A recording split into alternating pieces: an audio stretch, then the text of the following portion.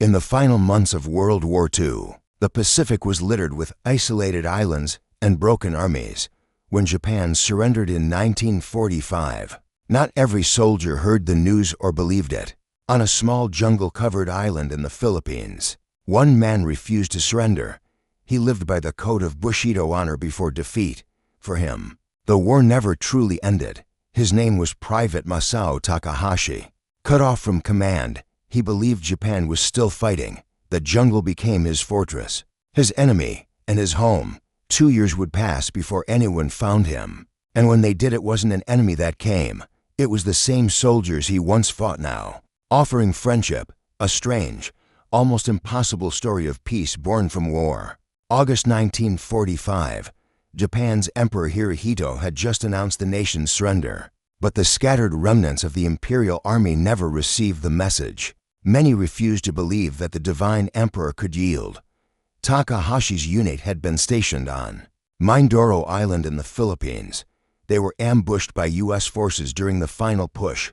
Only a handful escaped into the forest. They swore to keep fighting until orders came.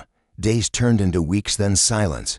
No orders, no rescue, only the whisper of the jungle. Takahashi's world shrank to survival, and the belief that surrender was shame. The war had ended, but not for him. Life in the jungle tested Takahashi's will. He drank from streams, caught fish, and scavenged wild roots. He built traps to hunt wild pigs and monkeys each night. He cleaned his rifle by firelight. Each dawn, he scanned the horizon for American patrols. He kept a small journal, its pages rotting from humidity. In it, he wrote, "I must not die without honor." He had no contact with the outside world. To him, Tokyo still burned, and the emperor still called. Rain rotted his clothes, and mosquitoes ate his sleep. But his spirit remained unbroken. He was still a soldier of Japan. Local villagers whispered of a ghost who stole rice from their huts. Sometimes they found footprints or a spear stuck in a tree. American soldiers stationed nearby laughed off the rumors. But then, one morning, a patrol discovered empty ration tins, and in the mud Japanese characters, carved with a knife. They realized someone was still out there. The jungle had hidden him for 2 long years.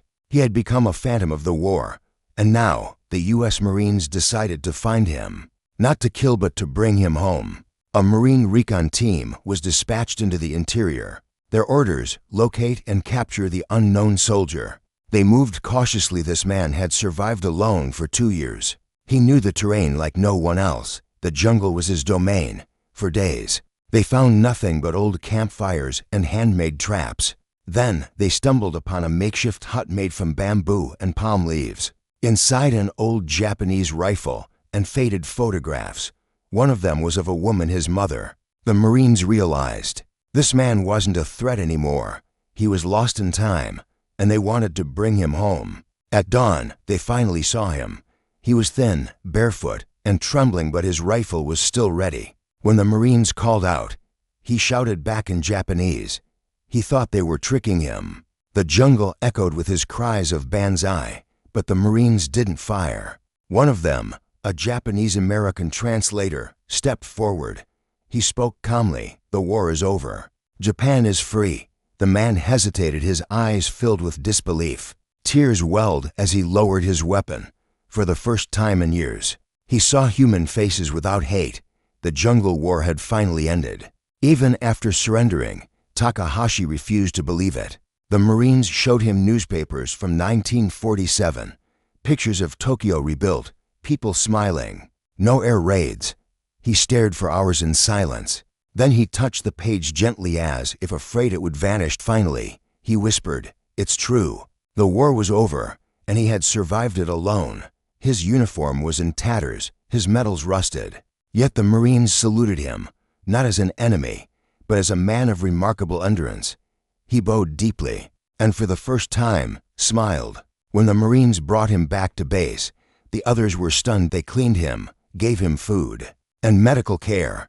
He had lost nearly 40 pounds, but his manners were impeccable. He still bowed before eating. He asked if he could write to his mother in Japan. When told she thought he had died, he wept uncontrollably. The military arranged for his repatriation. It was the beginning of an incredible homecoming. The man who had lived as a ghost was now returning to life, a living relic of a war the world wanted to forget. Even the U.S. Marines felt honored. They had brought peace to one last soldier.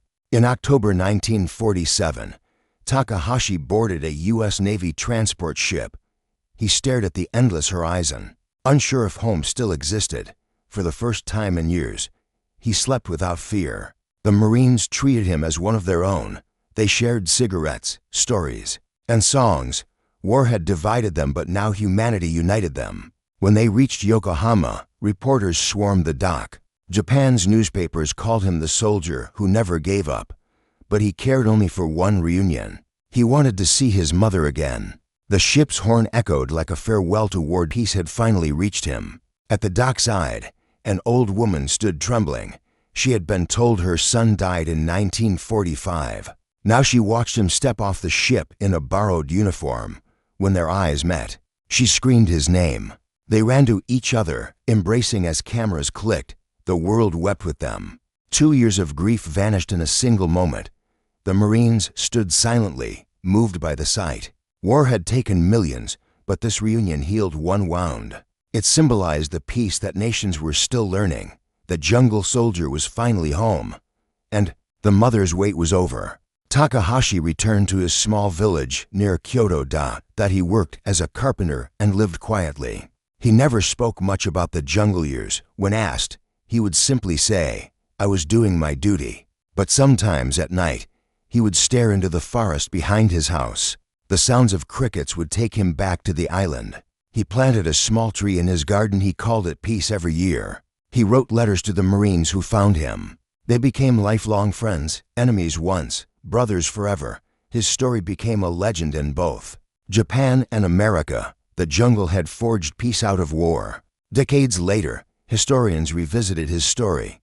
They saw in it not just survival, but faith, loyalty, and humanity. Japan's museums now display his diary and uniform. American veterans who knew him called him the last samurai. His survival challenged ideas of enemies and heroes. He showed that even in war, honor and kindness could coexist. His quiet smile became a symbol of reconciliation. The jungle that once imprisoned him had also preserved him. From its shadows emerged a story of light. A reminder, peace often begins with understanding, even across the line of battle, even after years of silence. Takahashi was not alone in his ordeal. Many Japanese holdouts were found years, even decades later. Some hid until the 1970s. But Takahashi's case was unique. He surrendered peacefully. Through compassion, he didn't die for honor, he lived for it. And that difference made his story unforgettable. It showed what mercy could achieve where bullets failed. The Marines who found him often said it changed them too. They learned that courage wasn't just fighting, it was forgiving. The world slowly began to heal, from ashes to understanding, from war to humanity. In 1960, the same Marines who captured him visited Japan. They met Takahashi and his family for dinner. They laughed, exchanged gifts, and shared old memories. No more uniforms, no more guns, just men. One Marine said, "We fought the war, but peace was the victory." They took a photograph together, smiling, gray-haired, united. That photo now sits in both a Japanese and an American museum, a testament to reconciliation. Enemies turned friends. The world changed, but that bond endured. Their story became a quiet anthem of post-war healing. History rarely writes such endings. Takahashi passed away peacefully in 1987. At his funeral, the Japanese flag lay beside an American one. Villagers said it was the most beautiful sight they'd ever seen. The jungle soldier had become a bridge between two worlds. His story lives on, not in textbooks, but in hearts, because in his silence, there was courage. In his surrender, there was strength. And in his enemies, he found brothers. War ends when the guns go silent, but peace begins when hearts understand. Private Masao Takahashi's life reminds us of that truth. Forever a soldier, a son, and a symbol of peace.